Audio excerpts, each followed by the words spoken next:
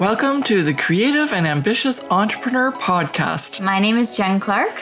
And I'm Elka Clark. We are a mother-daughter team who started our Zazzle e-commerce businesses over 10 years ago and have sold $15 million and counting of products on Zazzle with our designs on them. We had so many people asking us how we did this, so we created our signature course, the Profit by Design Academy, which teaches our 5 strategies for success on Zazzle. When we aren't helping creative entrepreneurs just like you create profitable e-commerce businesses, we love cooking food from places all over the world that we've traveled to, jet setting to our next dream destination, spending quality time with our close friends and family, or having fun creating our next bestsellers in our Zazzle businesses. In this podcast, we share actionable steps you, the creative, can take to make money in your e-commerce business on Zazzle. Each episode will take you one step closer to achieving freedom with your time, location, and finances. We believe that you can have anything you dream of, as long as you work smarter, not harder. And we're here to give you the tools you need to make your dreams happen. Let's get started.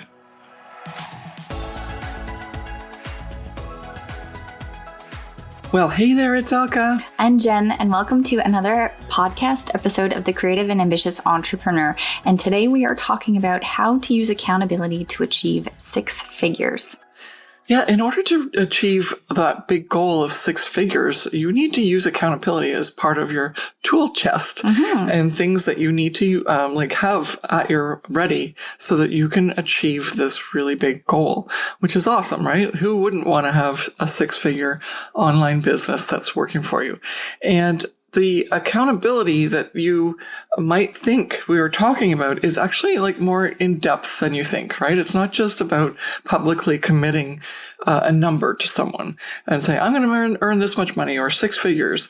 It's a little bit more than that. And that's what this episode's all about, is to help you understand not only what it means, but how you can use it in your tool chest as a way to really, truly get you to that 6-figure mark. That's the most important thing. We're here to help you with that. So let's go over some of the points that we're going to cover in this episode. So the first one is how to set your goals correctly.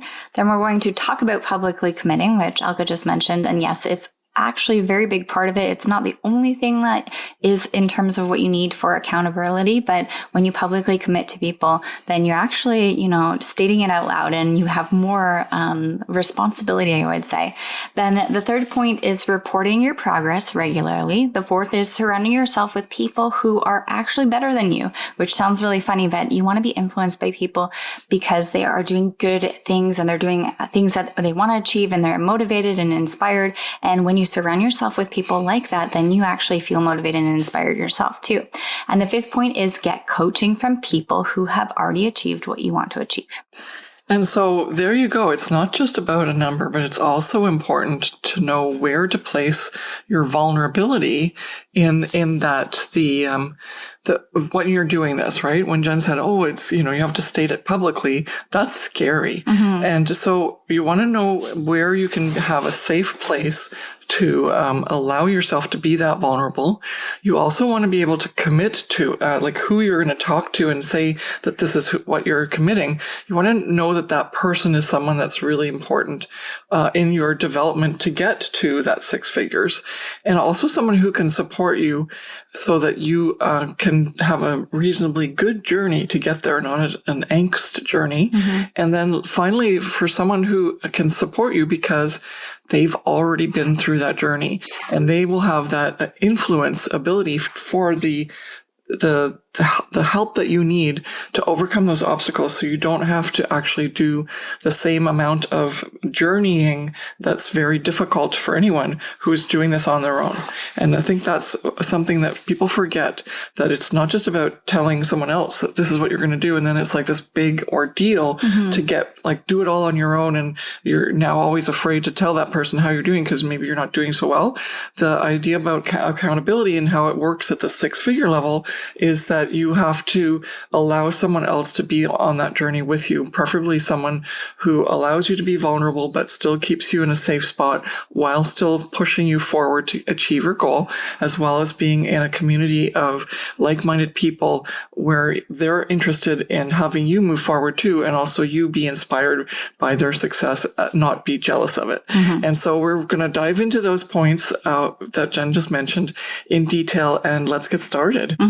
Okay. So you want to talk about setting your goals correctly? Yeah, this is my favorite because we actually developed a technique because we were seeing that in our course and coaching community that so many people were struggling with this because, especially in our area, because we are creatives and we were looking for a way to make money online that could be used with like our creative talents could be used. And we came across the platform called Zazzle. Well, we had the creative aspect. We didn't have the business aspect. We didn't know how to manage all of this, including accountability. So we were really stuck on the big goal. And then we didn't realize that we were always self-sabotaging ourselves because we didn't have anything else to help us, break it up into pieces or make it a little bit easier or play with that mindset of ours that's so, stubborn because on the one hand, you want to have that income, you want to make that goal. And in the meantime, you're like, everything is like, no, subconsciously, it's like, ooh, this is hard. I can't do this. It's not going to work. I don't know how to get there. Well, I think it also comes back to the vulnerability too. When you set a goal and you actually aren't able to achieve it or something happens, you beat yourself up afterwards, right? And you're sad or angry and you think that you can never do it, even if you haven't achieved it. Maybe you didn't achieve it exactly, or like a couple dollars less or something, but you still feel very sad of the fact that you weren't able to actually achieve it, right? Yeah, exactly. Way to go and segue right into the ERSD goals. I know. So that's why we designed these and developed this technique, because now you get to set 4 goals. Everything like each goal that you have, you're actually going to make 4 of the same goal. So, and as the initials stand for, like the initials, they stand for things. So E is for easy, R is for reasonable, S is for stretch, and D is for dream. And depending on what kind of goal you're setting, there's obviously a link that we're going to put in the show notes so that you can really understand this. We've got this really awesome blog post that you're going to be able to read and get more details on. But it's really quite simple. It's like easy means you put that as your goal, as your current goal. So if you've never made $1, then you put 0. And it's like, okay, I met my easy goal. And you might think that that's really ridiculous, but if you start to play the game, then you go like, I at least met that goal. And so even though it's a 0, and that's the most surprising thing about this is even if you set your goal at 0, you'll feel better about reaching that goal at 0. Why? Because you're playing a game with your mind, right? It's a gamification. And then so the reasonable goal will then be something that you can reasonably achieve based on what your mentors and coaches have told you is a reasonable amount based on other people's can stand like the things that they've seen in terms of their other students that say, okay, so based on your skill level, how far you're into this business and so on, and how many hours you can commit, we can reasonably tell you that even though we can't make any income claim statements, we can reasonably say that you might make this by the end of the year, for example. And so that would be your reasonable goal. And then the stretch goal would be like a little bit closer to what you really want as your dream goal, but still like it would be more like what you would say is like, okay, if I really pushed myself, if I didn't just do the average work, then my stretch goal would be this. Usually it's about like double what the reasonable goal is. But some people like to stretch themselves a little bit more, and then they surprise themselves. They can even get higher than their stretch. And then the dream goal is one of 2 things. If your personality is one that says, okay, I'm okay with these big goals, they don't freak me out, then put your biggest dream goal ever, a gazillion dollars, whatever you'd like. But if your dream goal really freaks you out, right? Like makes you scared. Like I'll never make it. Don't worry. Like if you have any sort of negative feelings like that, then do your dream goal in increments. So instead of saying, I want a gazillion dollars, we say, well, it would be just really nice if I made $1,000 by the end of the year, right? And that's totally so far off that you can't possibly imagine how that even can happen. But then that's what you put in, because it's still a really far off goal, but it hasn't gotten you so upset that you're like, you're stopping before you even start. Mm-hmm. Yeah. And the funny thing, actually, I just thought about this. You could actually do the ERSD goals just for your dream goal too. So you can like double it and triple it so that you're having like an easy goal for your dream or a reasonable for your dream. Yeah.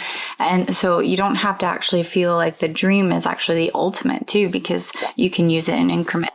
Yep. And the funny thing is, actually, one of our students, she one day messaged me and said, hey, the ERSD goal setting technique is so much fun. I love it for my Zazzle earnings, but I'm going to actually apply it to every aspect of my life. So she actually told me that she was going to use it for her exercise routine during the week, where she would say, okay, yoga 3 times a week is my easy goal, yoga 5 times a week or whatever. And then her dream goal was to do yoga every single day.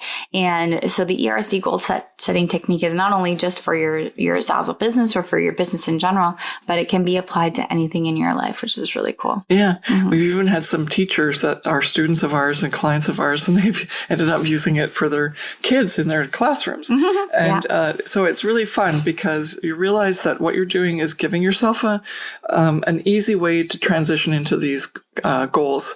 And the most important part of that, though, is you're never going to be disappointed in your activities, because you don't know actually how fast you're going to get somewhere.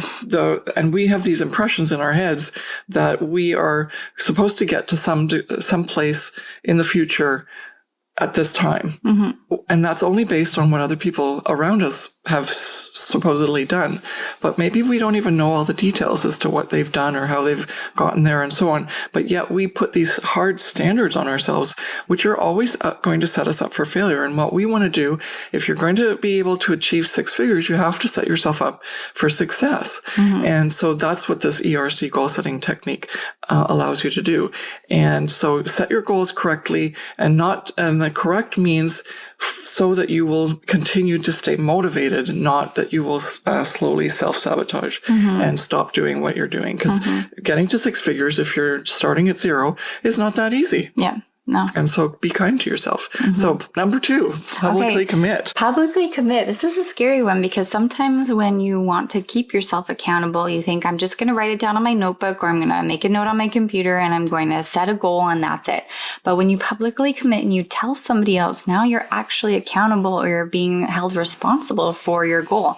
And that might be scary to some people, because then you're actually going to redefine your goals, and you say, hey, maybe I actually really need to think about them and set like everything that Elka just said in terms of the ERSD goal setting technique, because then you've actually now figured out what you think is actually achievable and what you want to tell people out loud, if that makes sense. Yeah. And when you're publicly committing, you're basically saying to everybody, hey, this is what I'm going to do. And then it forces you to actually think and make those action steps that help you take the right direction towards earning your goal or achieving your goal.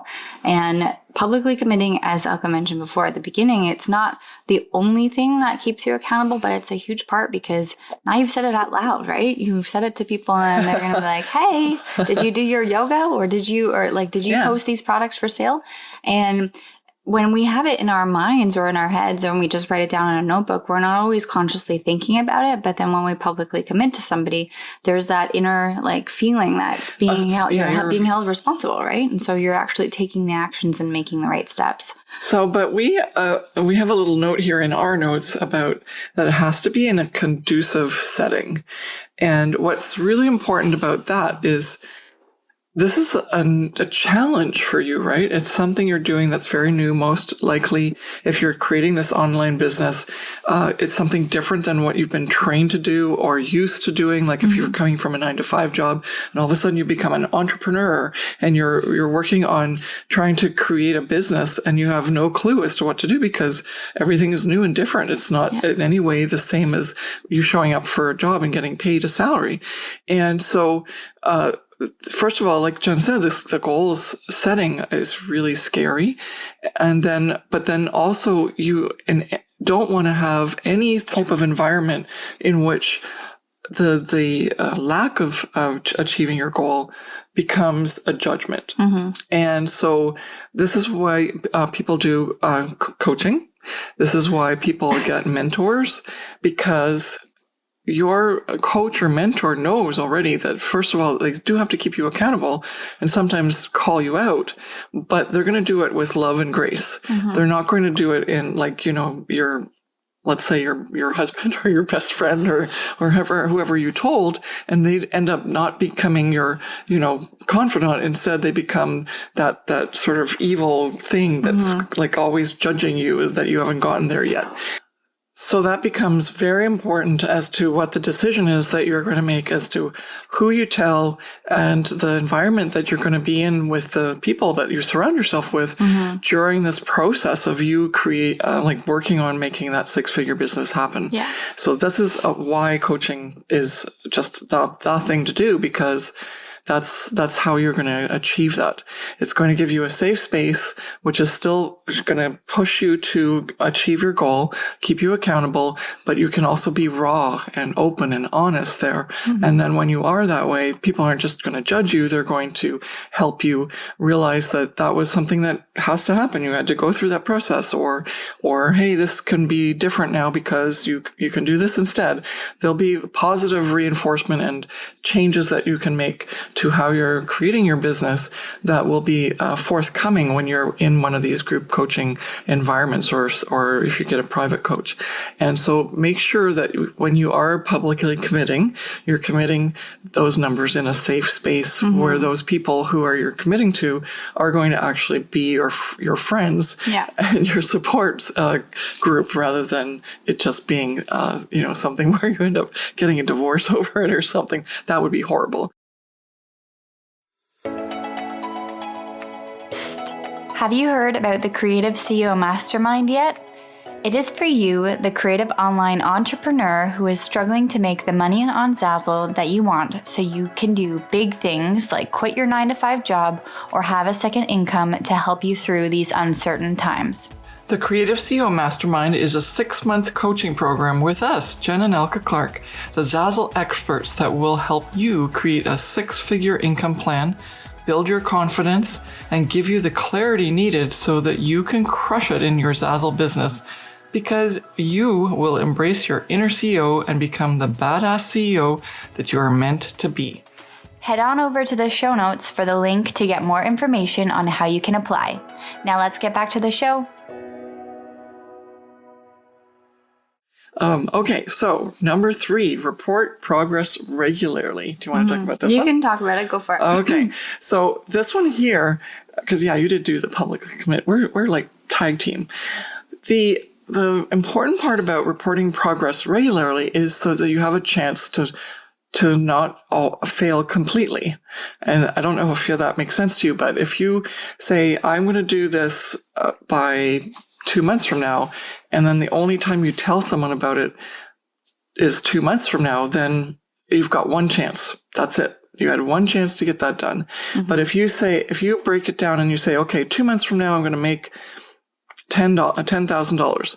So that means 1 month from now, theoretically, hopefully, you will have made $5,000, or be on the way to making at least that 10,000. That's a predictable amount. Like, because sometimes what happens is your income gets increases exponentially, right? So, but if by the first month, you're already there's just absolutely no way that it's possible for you to make that money 2 months from now, then you can regroup and you can change your tactics and your actions, and you can reassess. And so you want to continually provide updates, not only to someone else that is holding you accountable, but also to yourself, because it allows you to save face, right? You're instead going to start to be able to manage your business in a different way than just continuing with this one shot, right?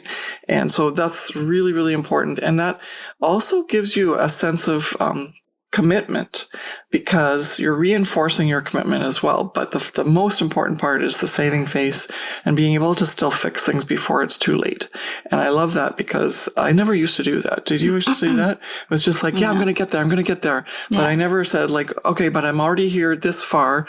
That means this is possible. But hey, this looks like it might not make it to that number. Then you can have that discussion, right? Yeah. And I think it's really interesting, because whenever we, for example, set New Year's Year's resolutions or whatever. It's in 3 months, I'm going to lose 10 pounds or whatever.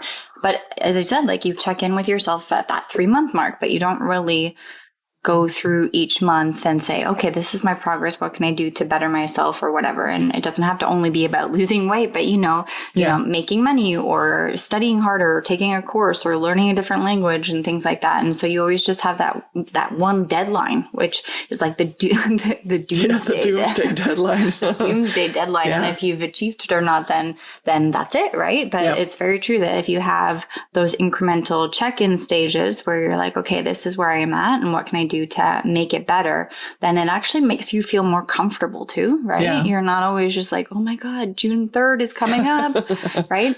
So it's very true. Yeah. And it also helps motivate you. I just, like, while you're saying that, I realized that it works the other way too, right? Yeah. I'm always looking at it like, I get another chance. Yeah. Whereas you can also say like, hey, I actually met my goal at the progress report goal. And so it's like, I can do this. Yeah, no, it's very true. Yeah.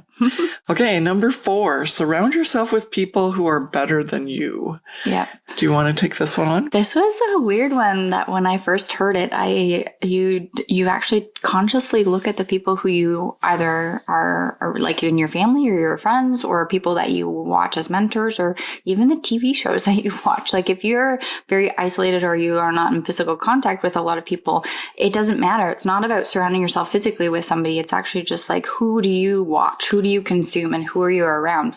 And when I first heard this, it made me really take a deep dive and a look at who was around me, right? In terms of my friends and how they influenced you and things. Because if you're this is actually fairly funny. They said, if you're the smartest person in the group, then you're never going to become better than yourself. Then you need a new set of friends. You need a new set of friends because you're always going to be either dumbing down your language. I know.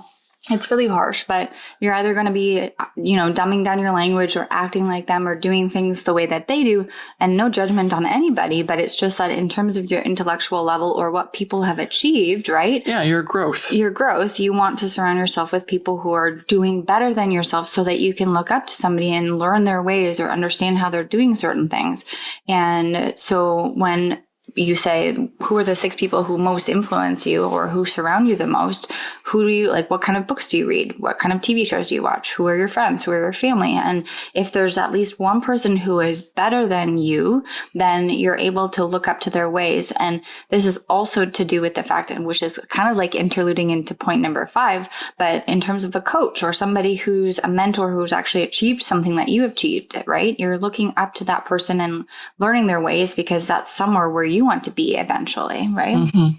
Yeah. And so it's just because we have this brain that's a sponge, right? And we also create our own reality with what we see, hear, do, experience. Yeah. And have you ever been in a situation where all of a sudden you're like with a new set of friends, you go like, wow, I didn't even know this other life existed. Yeah. Yeah. Right? Mm-hmm. And you go like, where have I been all my life? Right? You've been somewhere else in another group of friends or surroundings, and you didn't realize, even maybe if you saw something like on TV or whatever, but until you experienced it, you didn't realize maybe what you were missing. And so that is like the most pertinent example I can think of, and the most raw, because I bet you most of you, like if you've like listened to that now, you're like, I got that. Yeah, I've been in one of those situations. And that's the essence of this, is you can be in another group of people, whether that's, like Jen said, online, reading books, listening to podcasts, getting coaching, watching TV, not watching the news, watching the news, whatever you want to do. But that allows you to filter, because of your choices that you're making, it allows you to filter actually what your reality looks like. Because you're not letting your brain hear and see and experience certain things because of the choices you're making in terms of being with a certain group rather than another group of influencers. Yeah. And so that then allows your brain the ability to maybe not focus so much. Maybe, let's say, if you stop watching the news, that's actually really important. If you don't just get caught up on the news, sure, but not watch it 24/7, have it on the background. I like it. I hate when they do that in a dentist's office, and I'm like, like, I'm getting my teeth pulled and you're telling me all the bad murders and shootings. I need happy stuff. Yeah. Can you put it on the home show or Very something true, like that? actually. They have the news It's on the like, dentist I'm office. already stressed and you haven't even done my tooth yet. Yeah. Right? So that's what you have to do. You literally have to create your own environment and surround yourself with people that are not only better than you, because that's how you get to six figures. You want to get to surround yourself with people who have done six figures or even higher than six figures, so that you can see how they act, how they speak, how they interpret things, how do they deal with stress, and then that's going to really help you, because your brain is going to be a sponge for that, and you're going to start to realize, oh, this is how they handle that. Yeah. Well, I never thought of it that way. Or I realize now that, A plus B equals C for them, but A plus my B version doesn't seem to work the same and get the C result. So what's their B? And so it's just so powerful. And maybe we should have made that number one. Probably, yeah. It's very true, though. Okay. Yeah. So getting number 5, get coaching from people who have achieved what you want. And this is so important, right? I mean, when it comes to anything else, right? If you want to learn how to play a sport, or if you want to get fit, or if you want to learn a language, it's so easy. You just go get a teacher or a coach or whatever. And yet when it comes to business and you want to make a 6-figure business happen, you go like, no, I can go on Google. I can go to YouTube. I can read a blog. And the blog post might not even be written by someone who actually has made the 6 figures that you want to make. And you go like, oh, well, I am going to read the blog first. I'll get all the free information. And that's the worst thing you can do, because that means you're wasting your time. So it's going to take you a lot longer to get to 6 figures. You might still get there, but you can't get there as fast. And you may have quite a different experience in how you got there. It might not be as pleasant. It might not be as exciting. It might actually make you quit, because even before you got there. And with all of that negative energy, you might actually think that you can't ever make a business work at 6 figures. And that's the most sad thing out of the entire process, because we're so hard on ourselves.